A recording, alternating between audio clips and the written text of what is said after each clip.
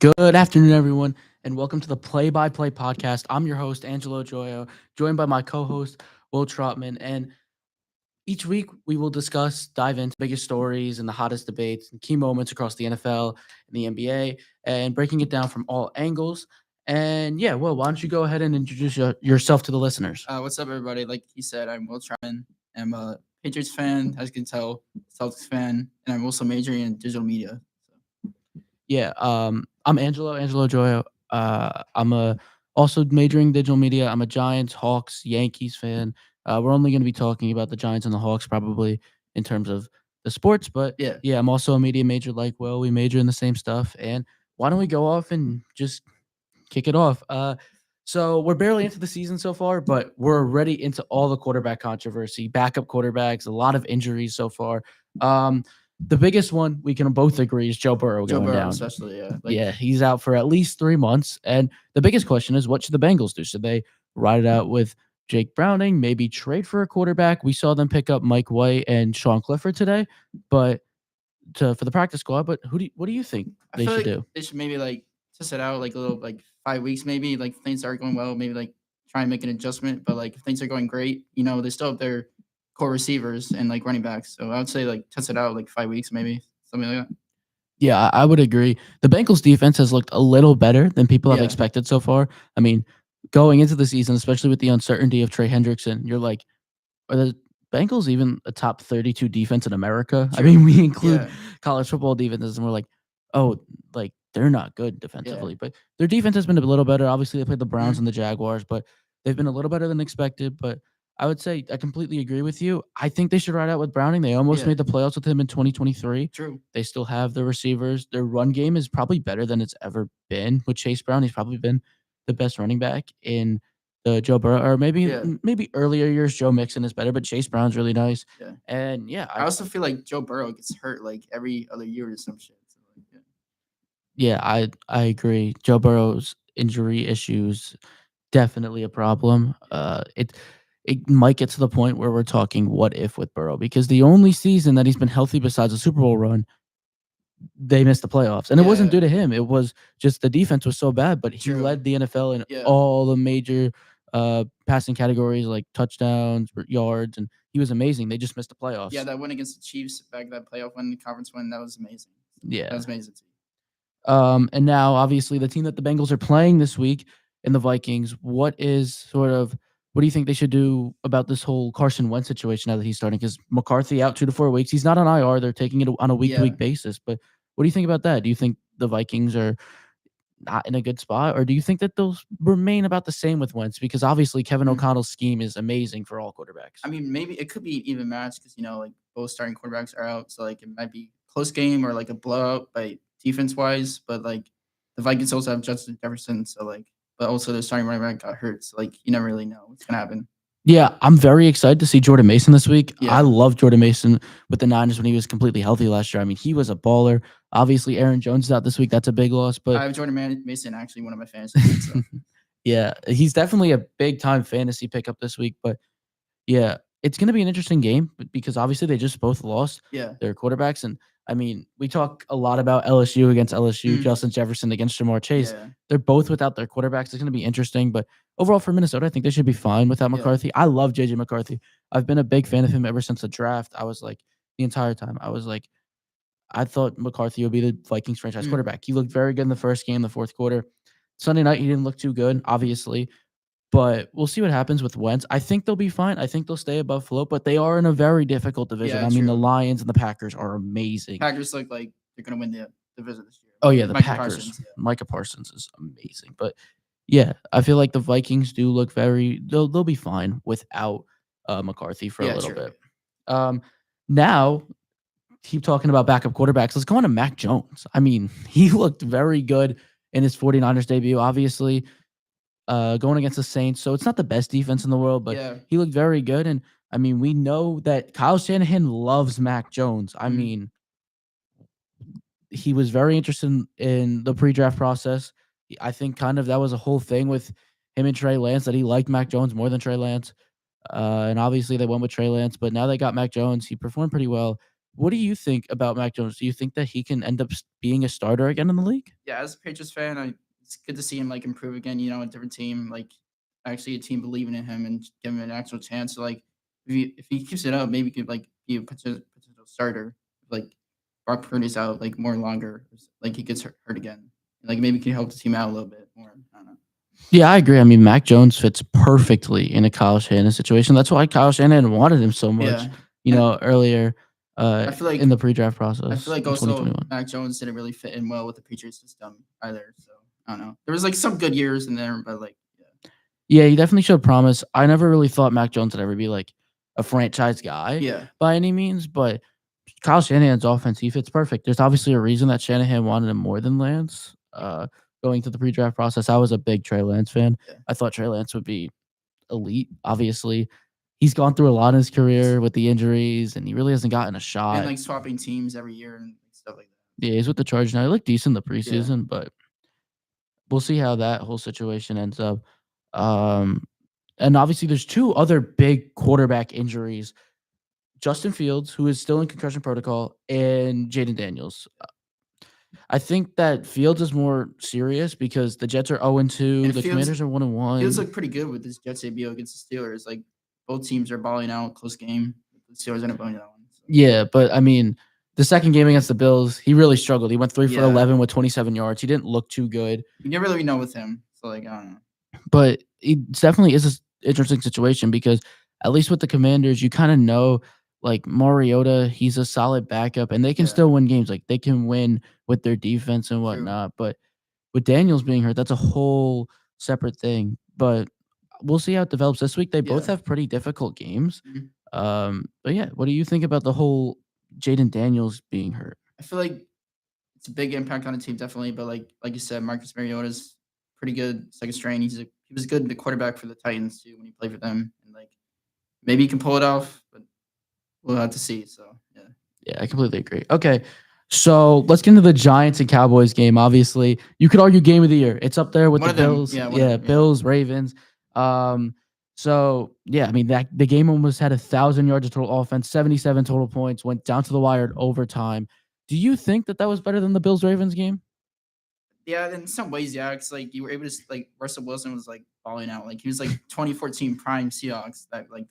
So and then I don't know, like I guess both teams like played really well. Like they went down to the wire. Like they both showed that they really wanted to win that game. So Yeah, I would definitely say Russell Wilson entered a time machine, to say the least. I mean, he was bowling out, but then obviously you get the full Russell Wilson experience. I mean, threw for what was it, 400 yards in regular time, 3 touchdowns, dropped it in the bucket to neighbors. That was such a beautiful ball.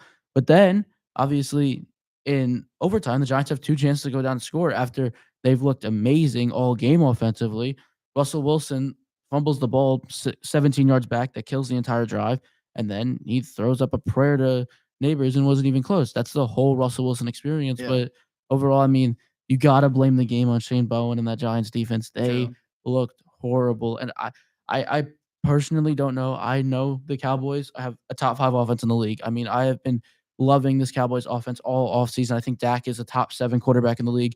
I think CD and Pickens complement each other so well. But with that amount of talent on the Giants defense, look at their front four: Dexter Lawrence, Brian Burns, Kayvon Thibodeau, Abdul Carter. You physically cannot allow 40 points in the game. Yeah, And they just looked horrible. I mean, I know they had a turnover, but mm, the defense was so bad, and I just don't get how Paulson Adebo and Deontay Banks, we know they're man-to-man corners. Adebo spent his entire first 4 to 5 years in New Orleans playing man. He played man very well, was one of the best ball hawks in the league. Deontay Banks was drafted as a man corner and just a guy who could play press and be physical. That's why his best year was his rookie year with Wing Martindale, who just let him play press all the time, and the Giants just play a bunch of soft zone. I truly don't get the idea of Shane Bowen really doing what he did at the end of the game. He was horrible, and I yeah, think if I woke up on Monday morning and the Giants and I got a Twitter notification from Adam Schefter saying the Giants got rid of Shane Bowen, I would have one been very happy, but I two would have not been surprised because Brian Dable's job is on the line. mm, And when we get to this point of 0-2, losing 2 divisional games in the first 2 games of the year, we have to talk about with the coach on the hot seat. We have to talk about him firing the coordinators. yeah. And I was surprised that he didn't, to be honest, because Shane Bowen looked so bad and he was the easy scapegoat for the game. You could obviously say, "Oh, well, we just don't like what Bowen did," and we could have scapegoated him, and that would have been that. But I don't know whether we have to switch up defensive play calling or whatnot, but Shane Bowen needs to be fired. Yeah, I also say that something about Giants. Like if they lose one more game, I feel like they need to fire that guy and the head coach too, because like they really had a chance to win against the Cowboys, but they just like sold it. So Yeah, the ownership is fed up. I yeah, think everyone who's following the Giants and the Maras and Dable can see that the ownership is very fed up right now with this team. And if they lose on Sunday night, I wouldn't be surprised if somebody is fired in that yeah, building in the morning, whether it's Joe Shane or Brian Dable. Because if you go to 0-3, season's basically over. And well, you're going up mhm, against the 0-2 Chiefs who are desperate for a win. It's going to be an uphill battle for New York. Excited to see, but yeah, I mean, our next topic that we're going to talk about the game is the Giants season over? Obviously, we talked 2 games in the year. That's a yeah, lot to say, but I mean, just you feel like the Giants needed to have a split in the first 2 because you come out and after the great preseason and all the vibes are high, I've really compared it to I mean, I'm not trying to get too off topic, but I yeah, compared it to like the 2019 Nets a little bit.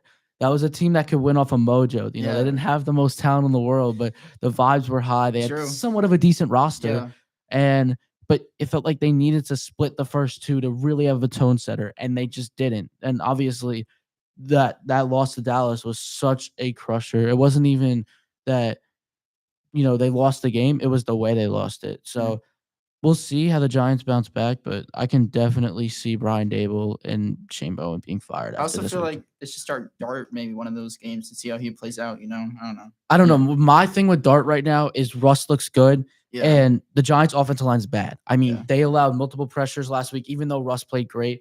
They look bad. Mabao looked decent, or Mabo, the Giants' fifth round pick, he looked decent.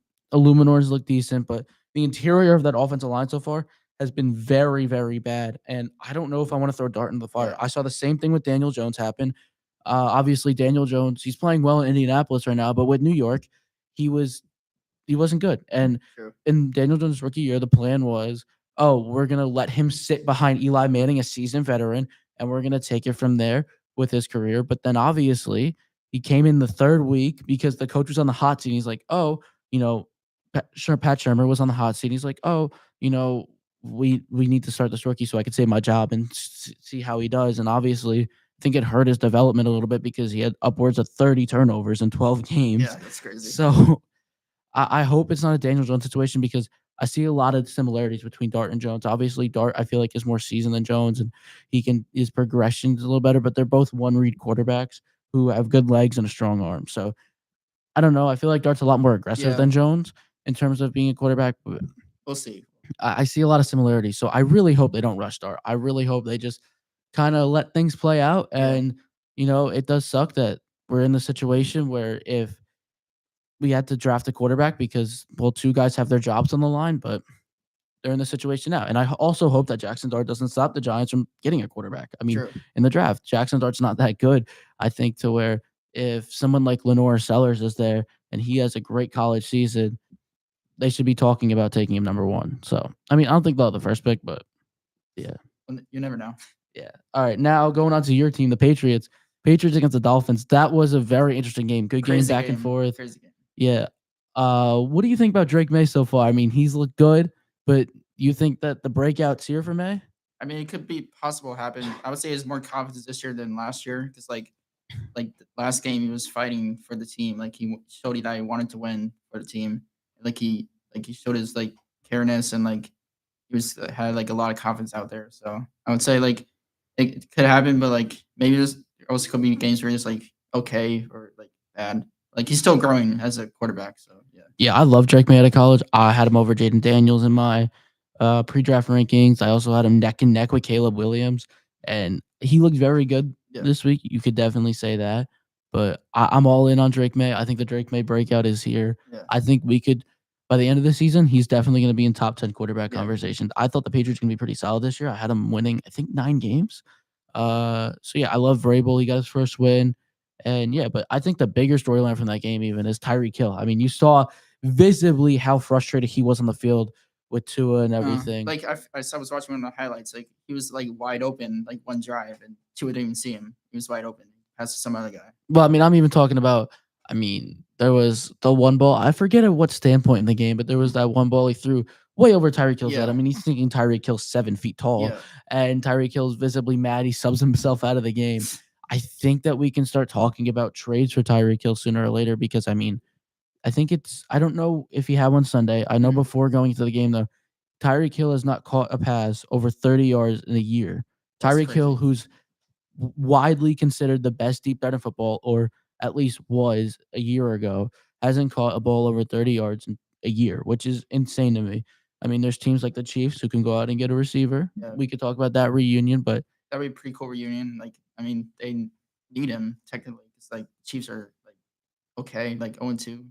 So yeah, I don't know. I think it's very interesting. The Dolphins, I think they need to go into rebuild mode. I yeah, mean, this whole Tua thing didn't work out. They tried to save it, and I've always been a big.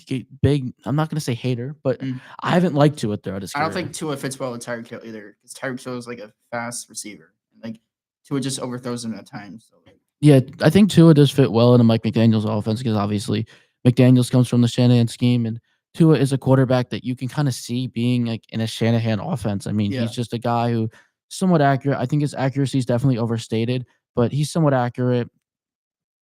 And but he doesn't like move too well. He doesn't throw the ball deep. He's not very aggressive. So I feel like he kind of fits in McDaniel's scheme, but he's not a franchise quarterback. And when you no, pay somebody who's not a franchise quarterback $55 million overall, you're not going to be able to build out the rest of your team, and you're not going to win. It's the yeah, same thing with the Lions. Jared Goff. Now, obviously, I know the Lions had a great win against the Bears, but you look at their team, you look how they performed against the Packers.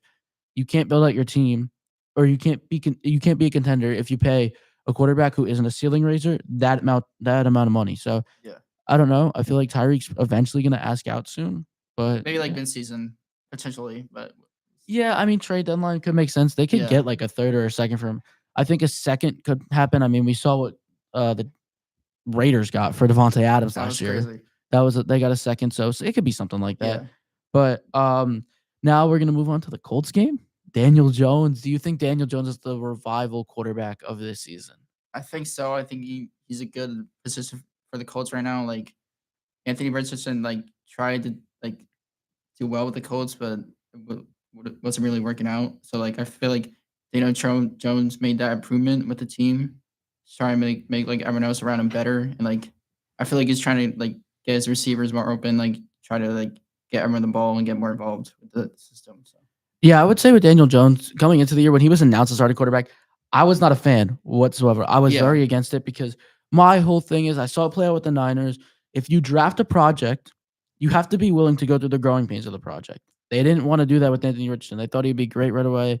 He obviously wasn't. He struggled, but he showed some flashes, and I'm like, yeah, okay, this is clearly a coach trying to save his job.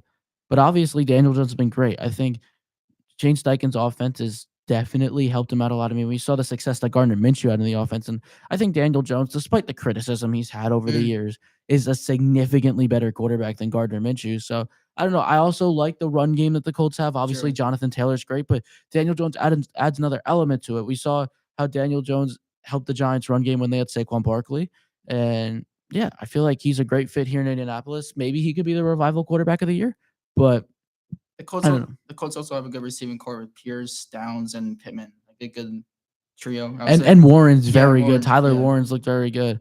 Kinda reminds me a little bit of Travis Kelce, younger Travis Kelce. I could yeah, see that a little bit with Tyler Warren. He's amazing. I was so surprised when the Bears passed on him in the draft for that Loveland. was I'm like, "What are you doing?" And obviously, Warren's looked great so far.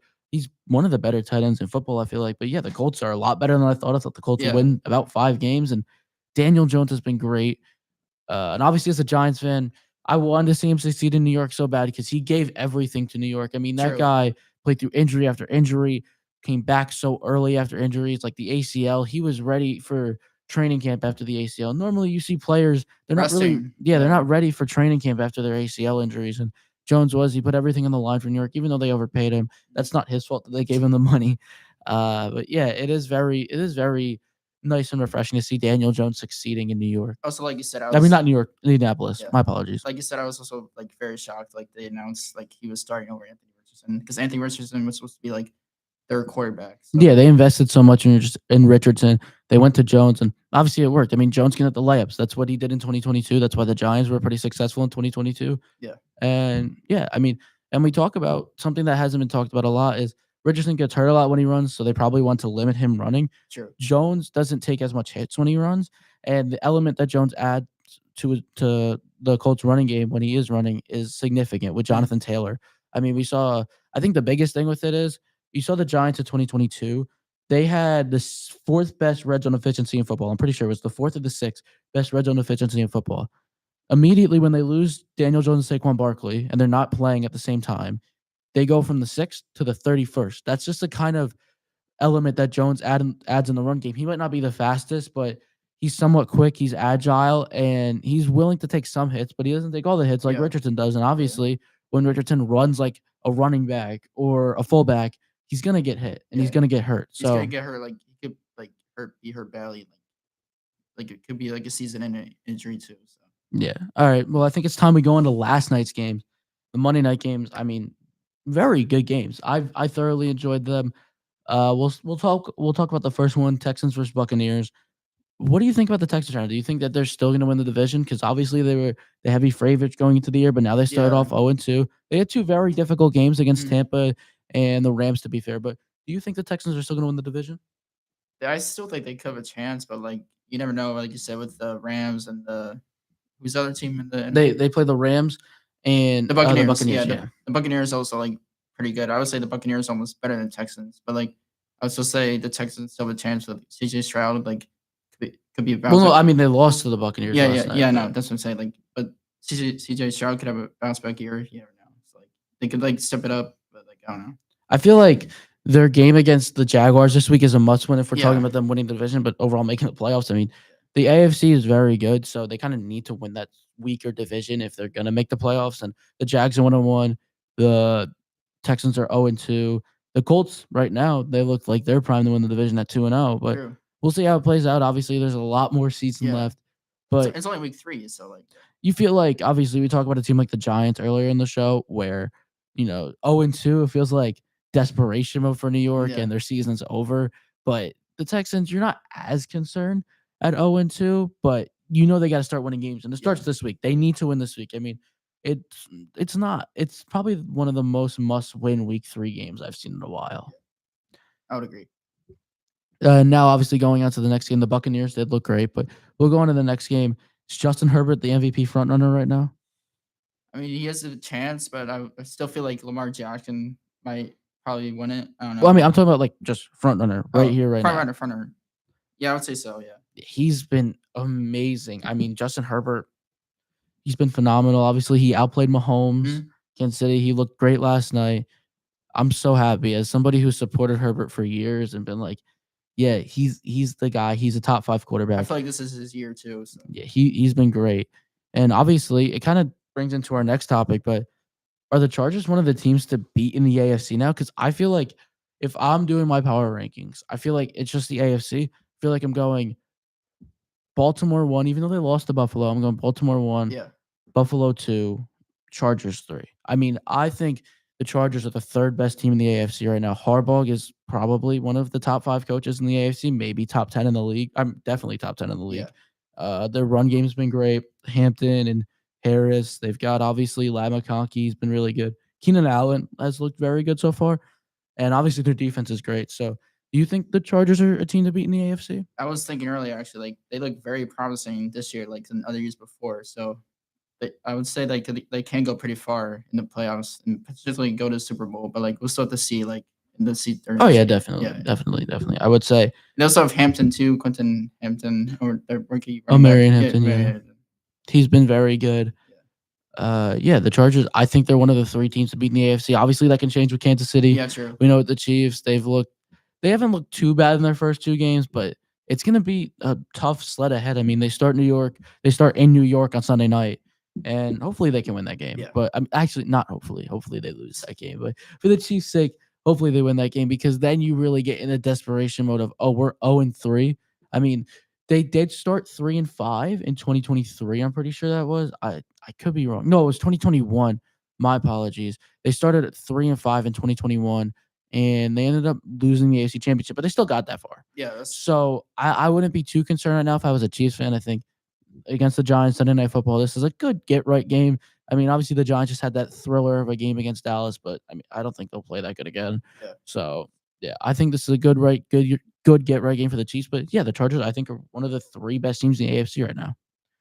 Now, kind of going on to our final topic, we're going to transition away from football and we're going to go to basketball. Obviously, basketball off season's kind of over right now. We're just getting into the Training start of the camp. season. Yeah. Yeah. Who's your favorite to come out of the East? Out of the East, I'm gonna say the Cavaliers. In the West, I'm gonna say Thunder. Okay, I mean those are pretty basic. Yeah. Yeah, the East, I feel like it's down to just two teams. I would say the Cavs and the Knicks right now. I would personally take the Cavs. I just think they're deeper than the Knicks. The Knicks didn't do too much for me in the off season, but not really too many teams did. I would like to say sleeper. I know I am very biased, but I would say the Hawks Hawks. are a sleeper. I love the pick and pop duo with Trey Young and Kristaps Porzingis. I love Jalen Johnson. But yeah, my team to come out of the East would be the Cavs. Yeah. My team to come out of the West, you know, Or maybe the Nuggets. I don't know. The Nuggets are the Nuggets. For me, I know as a LeBron fan, this is gonna sound biased, but I love the Lakers. I mean, before sort of the back end of the year, they looked great defensively. yeah.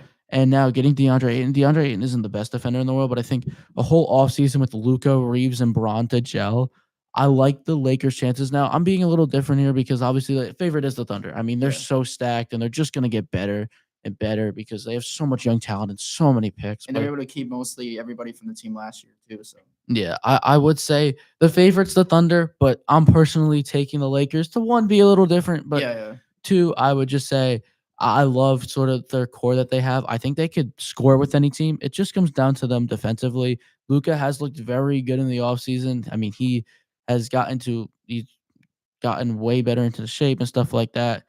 But yeah, I mean, I would go with the Lakers and the Cavs. I agree with you on the Cavs. They're Yeah. just the deepest team in the And I East. feel And like the Knicks don't go that far. Like they go far in the playoffs, but they always end up losing. So yeah, I feel like my thing with the Knicks is even though they're great and they have two great scorers in Karl Anthony Towns and Jalen Brunson, you physically, unless Jalen Brunson is one of the five best scorers in the league, which I don't think he is, I don't physically think that you can get that far if you have that much of a defensive liability in the front court and the back court because Karl Anthony Towns is so bad defensively that yeah, at some point you got to put him at the four and then true. just run Mitchell Robinson at the five. Yeah. So I don't know. I think the Knicks are going to be the second seed. They could be fine. They could be solid, but my team to come out of the East would be the Cavs. I Yeah, could see a Cavs. team like the Hawks or the Magic even being a sleeper. I mean, they added Desmond Bain. The Yeah. Magic look pretty decent. That's So pretty promising this year, I would say too. So. yeah, I would say my finals pick right now is the Lakers against the Cavs, which is crazy to That'll think be of. cool finals. That'll be cool Imagine finals. because this is probably Braun's final year. Yeah, yeah. Because he doesn't. I don't think he wants a farewell tour. No. Obviously, when LeBron James does retire, I will cry that day. Yeah. That will be one of the most emotional That'll days be of my one of the life. most biggest days in basketball ever. That'll just be one of the biggest days in Yeah. the world ever. I mean, LeBron's so amazing in so many ways. But yeah, I mean, I think it's gonna be Lakers Cavs, and yeah, that's pretty much gonna do it for our episode today. We Yeah. went over football, we went over basketball, but overall, Will, I'm excited to see you next week. Yeah, me too, man. And good conversation here today. So from the Play by Play podcast, I'm Angelo Gioio. That's Will Troutman, and we're signing off.